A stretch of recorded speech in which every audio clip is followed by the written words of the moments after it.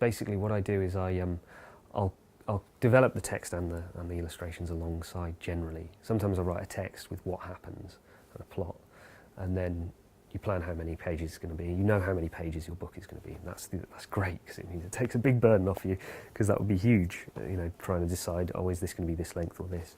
So, and then you try and isolate which bits of text you want on a certain page. And you think about certain images that have come to mind about the story that you'd like to include. And so you piece that together. It's like a cut and paste type job.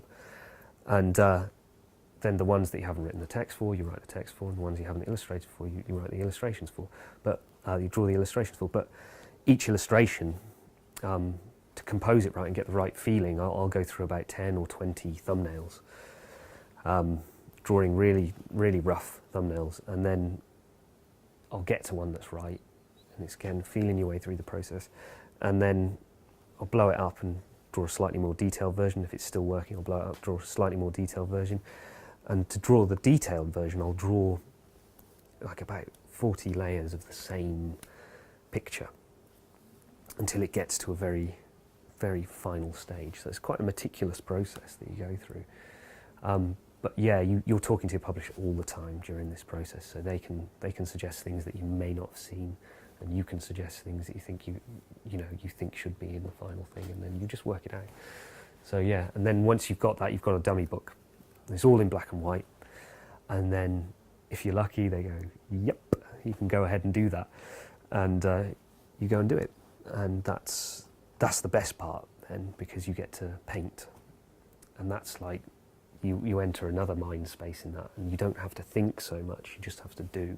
I do a lot of colour studies, and I'll plan it. Sometimes on Photoshop I'll plan what colours I kind of want it to look like, and I'll do a lot of research into other pictures that I know are of a similar feel, and see what makes them work and see what makes them not work. So I'm on Google image search, that kind of thing. That's what's great about it. I love Google image search, and you can get whole artists' work just up in front of you, and you look at them and you go, okay, well that works there and that works there, and then you look at photographs and you go, okay, that, and again it's piecing it together and going, okay, well maybe this will work for what I'm doing. But then sometimes you'll just come up with the full picture in your mind, and you just go straight from there. And yeah, so it's an intuitive process, but sometimes I just respond to how I feel and just paint a load of colour. I get those Pantone things as well from the painter and decorators, and you put them together and put colour combinations together just like you're painting a room. So you're decorating a house at the same time, or something like that, and you do look at things and you do think, well, how does that make me feel? And then you ask someone else, how does that colour make you feel? And then that's what goes into it. So hopefully one day I'll get it right and paint something that everybody feels the same thing about. But I think certainly in the early stages, making mistakes is integral. It's absolutely important that you do, because then you recognise what you don't need to do, and it's almost like a trial and error. Black Dog and Django, they were both big A3 sheets. They developed piles of about that big of just scribble, and people look at them and they go, oh yeah, you're really coming along, Levi, and sort of chuck them to one side. I'd say any book that I work on is sort of 70 to 80% mistakes, and because of the way I draw is I'll draw, and then I'll draw again, and then I'll draw again, and then I'll draw again until it looks right. But they're the bits that inform what you're going to do. So you have to make mistakes in order to progress. With page layout, you have to really think about, I still think about it in terms of comics.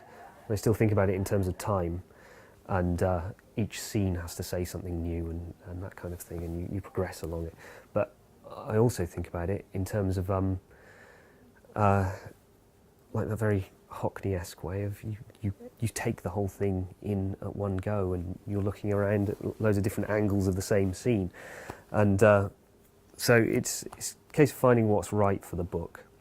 But I think there's that sense of movement through any picture book. You're trying to turn the pages when you need people to turn pages, and you're trying to get people to go, when you need them to, in order to get your meaning across and to get your kind of what you're trying to say across. So.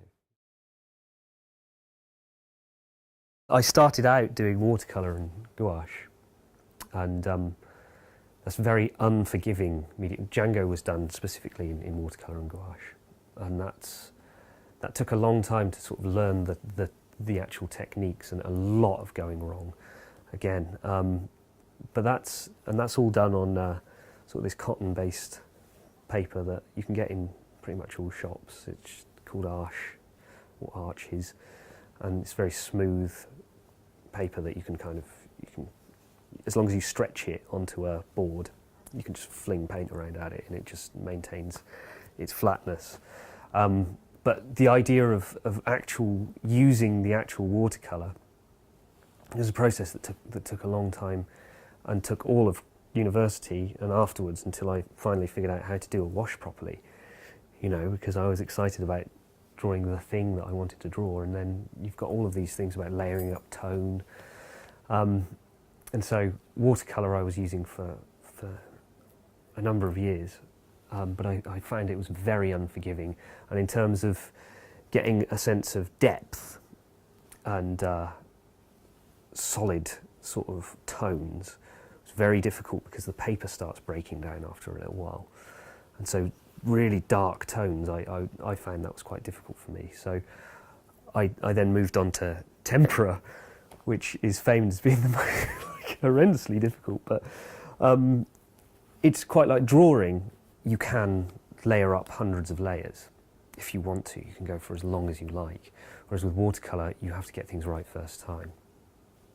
The other thing about tempera is it's very you can pick up underlayers pretty easily, so you have to figure out a load of different techniques that you're unused to with painting, and so basically you mix your own colours and all of that, but I was working pre-mixed for half of the book in Black Dog, so you ran out of time.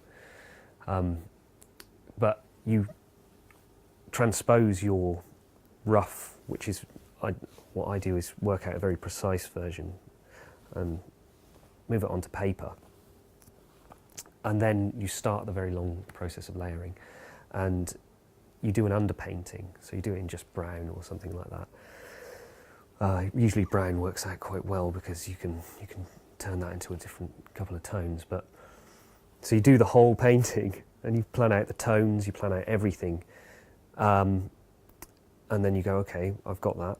Now it's time to paint it again, but in colour. And then you plan your colours and you layer up your colours, and some things can take about 20 different layers, and sometimes you'll change your mind about the colour halfway through and you'll have to figure out a way of turning it into another colour. And the thing that's good about tempera though is that it shines through.